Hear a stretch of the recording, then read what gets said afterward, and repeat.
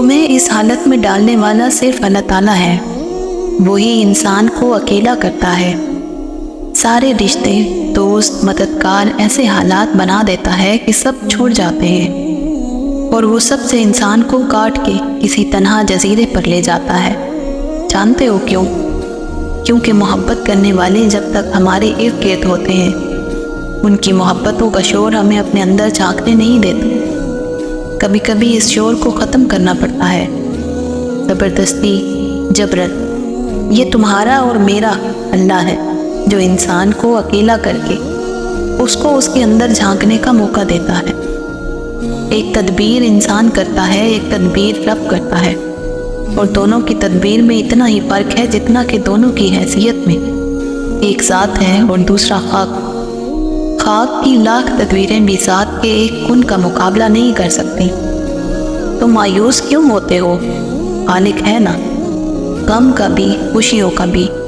جب اللہ نے کہہ دیا کہ میرے حکم کے بغیر ایک پتا بھی نہیں ہل سکتا، تو کیا یہ غم جو تمہاری زندگی میں ہے اس کا علم رب کو نہیں ہوگا؟ اسی وجہ سے تو اکثر اللہ پر اتنا پیار آتا ہے۔ مگر جب وہ کہتا ہے نا کہ اے انسان بتا، تجھے کسی چیز نے رب کی رحمت سے مایوس کر رکھا ہے، تو مجھے میرے اللہ کے انداز کلام پر باری نثار ہو جانے کو جی کرتا ہے کہ اللہ خود کو تمہارا بہترین وارث کرتے ہیں، تو کیا اللہ تمہیں یوں ہی لامانی خواہشوں کے پیچھے سایہ ہونے دیں؟ نہیں، وہ تمہیں اپنی محبت سے اتنا خوبصورت اور اتنا مکمل بنا دے گا کہ تم اپنی قسمت پر ناز کرو گے۔ وہ ہے نا بہترین مالک۔ آزمائش تو بس تمہارا اندر مضبوط کرنے کو آتی ہے، تاکہ تم اپنے رب پر یقین کامل کرو کہ اس کے ہر کام میں حکمت ہے، اور جب اس کی حکمت سامنے آتی ہے تو لوگوں کی تدبیریں اور تمہاری پریشان کر دینے والی خواہشیں سب الٹی پڑ جاتی ہیں۔ بس محبت بن جاؤ اور اپنے رب کی مدد کو تکتے جاؤ کہ وہ کب، کہاں، کیسے اور کس طرح راستے بناتا ہے۔ نصیب میں بھی اتنی طاقت نہیں ہوتی جتنی تمہاری دعاؤں میں ہے۔ اللہ رب العزت تمہیں اپنی چاہت سے گزار کر ہی تمہاری چاہت تک لاتا ہے۔ جلد باز تم ہو، ورنہ وہ دیر نہیں کرتا۔ وہ جانتا ہے تمہاری دعاؤں کو کب اور کیسے تم تک پہنچانا ہے۔ تو پھر اللہ رب العزت سے یہ رابطہ مت توڑنا، صرف اس لیے اسے وہ نہ موڑنا کہ جب تم نے مانگا وہ تمہارے سوچے گئے وقت پر کیوں نہیں ملا۔ اور یاد رکھو، تمہاری مستقل دعائیں ہی ناممکن کی قبولیت کو ممکن بناتی ہیں۔ تمہارا یقین ہی تم پر وہ دروازے کھولتا ہے جن کو کھولنا کائنات کی کسی شے کے بس میں نہیں ہوتا۔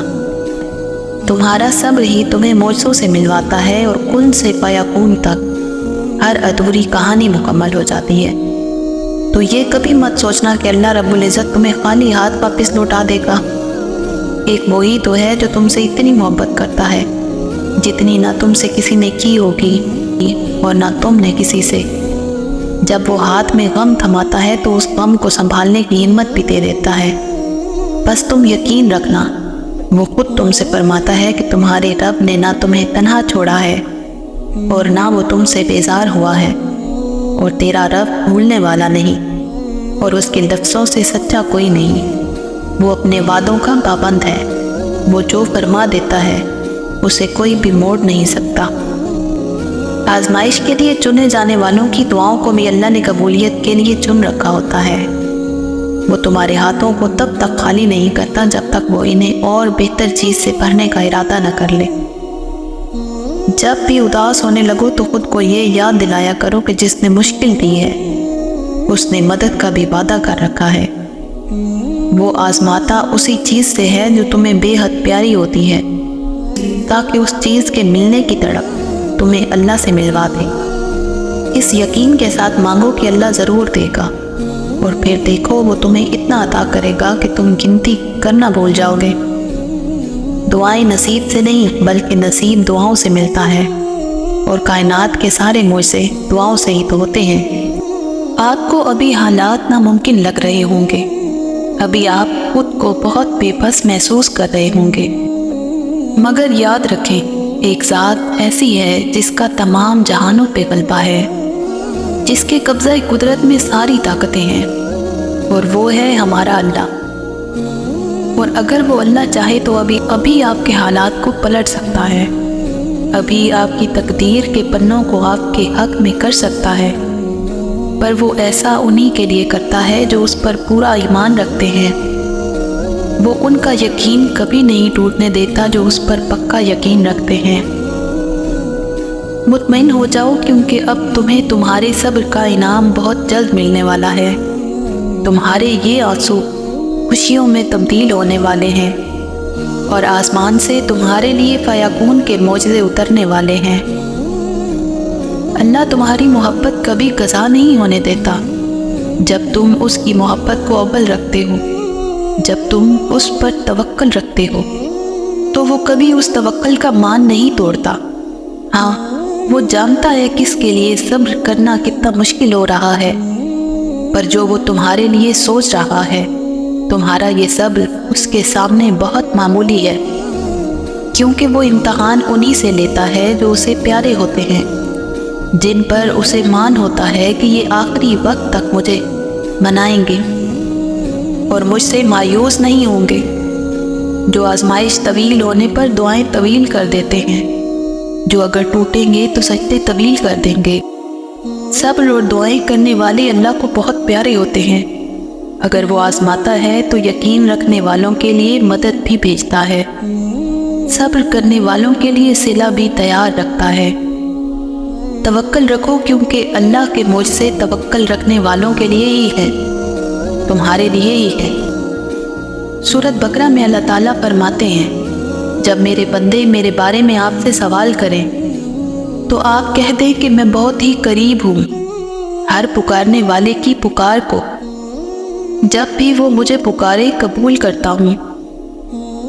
اس لیے لوگوں کو بھی چاہیے کہ وہ میری بات مان لیا کریں اور مجھ پر ایمان رکھیں، یہی ان کی بھلائی کا باعث ہے۔